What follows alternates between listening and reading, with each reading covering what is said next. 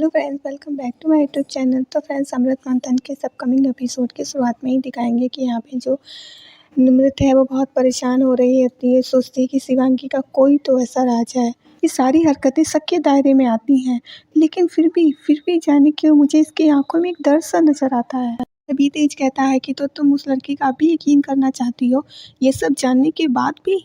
निमृत कहती, पता नहीं तेज जी, लेकिन अगर शिवांगी अगम जी के सामने निमृत बन के रहेगी तो मैं कैसे प्रूव करूंगी कि मैं ही उनकी निमृत हूँ। बोलिए तेज जी, मैं क्या करूँ तेज जी। मेरी और अमृत की इस लड़ाई में शिवांगी ही मेरी उम्मीद की किरण थी। भी तेज कहते हैं निमृत से कि वो लड़की सिर्फ पैसा चाहती है, वो भी अपना मकसद पूरा करने के लिए, और वो मकसद जो हमारे पड़ोसी मुल्क से जुड़ा हुआ है। निमृत कहती है कि तेज जी, आखिर ऐसा क्या राज है।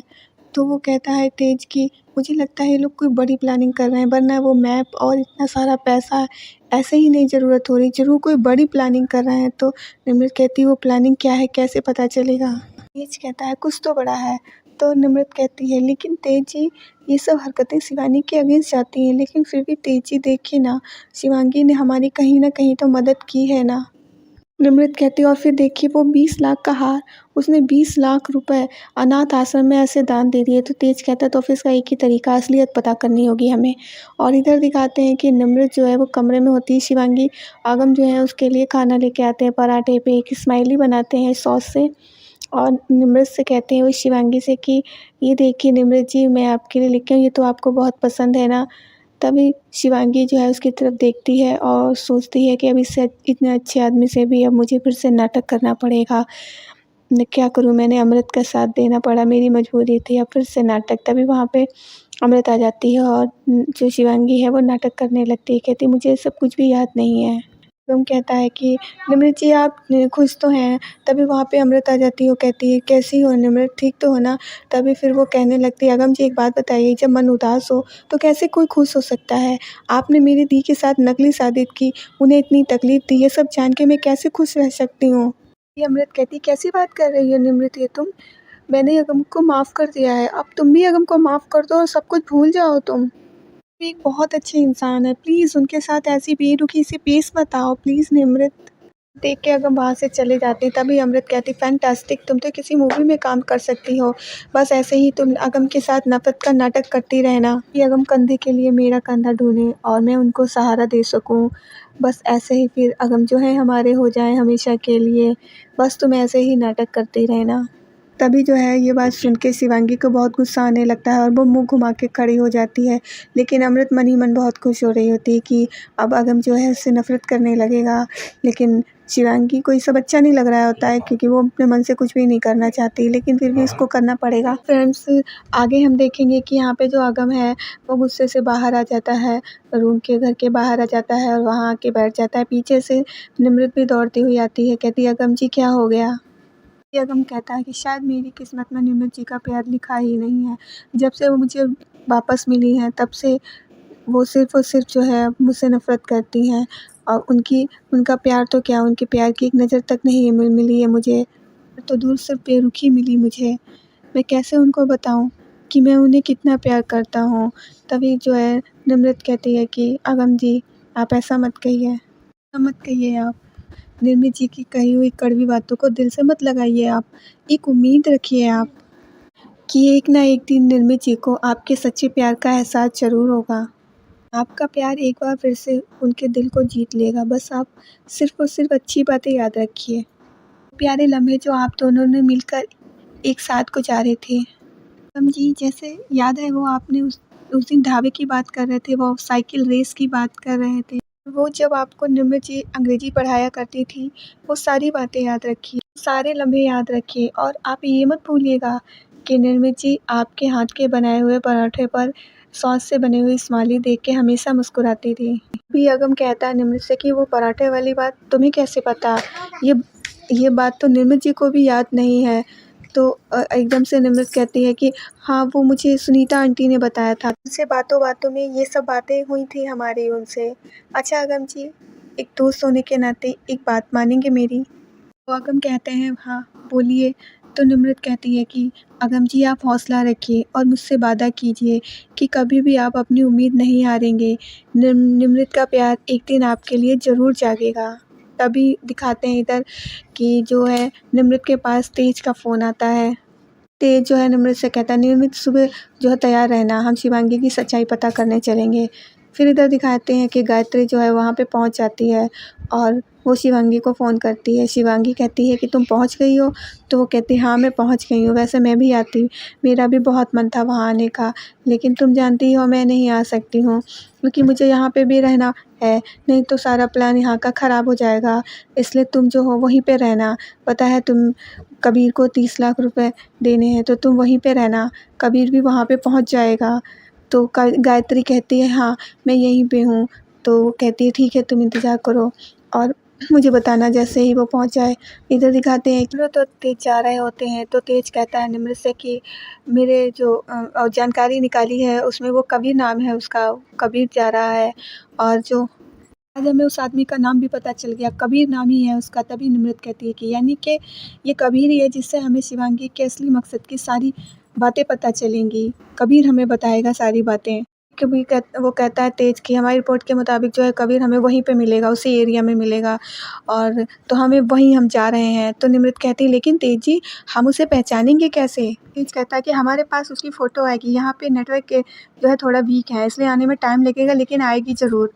तभी इधर दिखाते हैं कि इधर अमृत और युग जो है यहाँ पर आते हैं। वो कहता है कि सुबह से कहीं दिख नहीं रही है कहाँ है वो?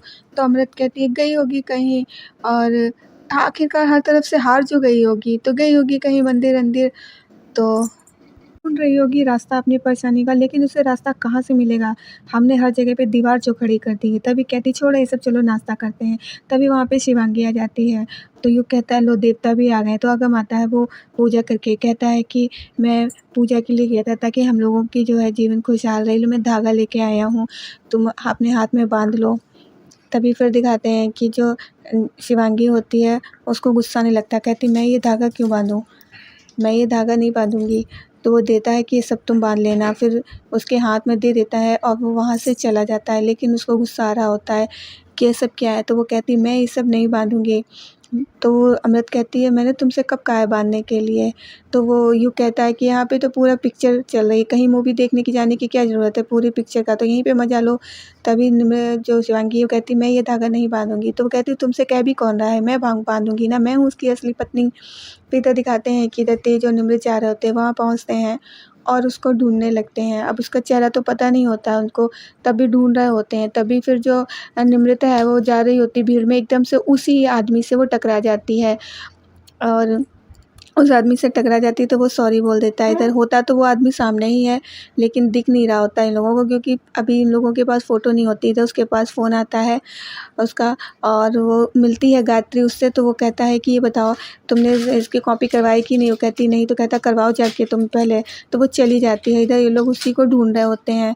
निम्रत जो है उससे टकराने के बाद भी उसको नहीं पहचान पाती है और वो सॉरी बोल के चला जाता है। इधर गायत्री जाती है वो करवाने, उसकी कॉपी करवाने के लिए चली जाती है। फिर दोस्तों इधर दिखाते हैं कि जो अमृत है वो धागा लेती है और अपने हाथ में बाँधने की कोशिश करने लगती है। जो तभी वहाँ पे जो है अगम की माँ आ जाती हैं, उससे वो धागा छीनने लगती हैं, कहती खबरदार जो तुमने बाँधा ये तुम्हारे लिए नहीं है। वो कहती हैं कि तुम ये धागा नहीं बाँधोगी और ये तुम्हारी नकली निर्मित ये भी कुछ सही नहीं है और तुमको शर्म नहीं आती है? तुम्हें उसका निम्रत का साथ देना चाहिए था, तुम इसका दे रही हो अमृत का, ये कितनी गलत है तुम्हें पता नहीं है फिर भी दे रही हो।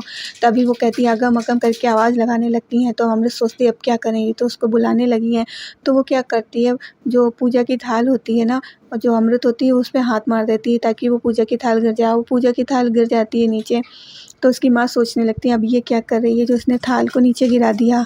तो तभी फिर दिखाते हैं कि उसकी माँ बहुत ही ज़्यादा हैरान होती है। फिर वहाँ पे जो है अगम आने लगता है और जैसे ही वहाँ पे अगम आता है तो अमृत सोच लेती है क्या कहना है। तभी फिर अगम के आते ही जो है वो कहती है कि आंटी जी आप ये क्या कर रही हैं? क्यों ज़बरदस्ती कर रही हैं निम्रत से? आपको पता है वो नहीं बाँधना चाहती है धागा, तो आप क्यों ज़बरदस्ती उसके हाथ में धागा बाँधना चाहती हैं? आप ज़बरदस्ती करेंगी ना तो वो नाराज़ हो जाएगी।